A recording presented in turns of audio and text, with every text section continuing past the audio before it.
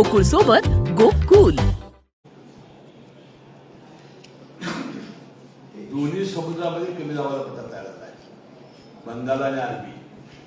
आणि त्या कमी दाबाच्या पट्ट्यामुळं असं अनुकूल पोषक ह्याला आलं. 3 दिवसापूर्वी तो अंदमान निकोबारला आला, 2 दिवसापूर्वी केरळ आला, गोव्यात आला आणि काल हवामान खात्याला महाराष्ट्रात आला म्हणजे हे केलं.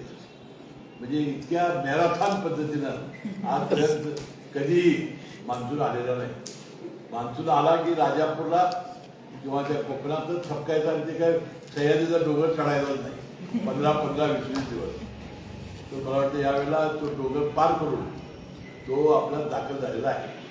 सरकारच्या विकासासारखं मॅरेथॉन, सरकारच्या विकासासारखं हा मॅरेथॉन. महाराष्ट्र आता थांबणार नाही, तसं आहे. थँक्यू.